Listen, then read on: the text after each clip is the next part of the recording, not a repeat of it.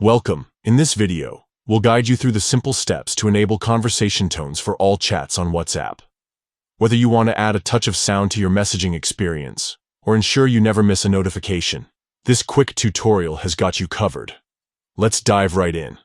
First, open the WhatsApp app on your phone. Make sure you're logged into your account so you can access the settings. Next, look at the top right corner of your screen. You'll see 3 dots. Tap on them. This opens up a drop-down menu where you can access various options. From the drop-down menu, select Settings. This will take you to the main settings page where you can customize different features of WhatsApp. Now, tap on Notifications. This section allows you to manage how WhatsApp alerts you for messages, calls, and other activities.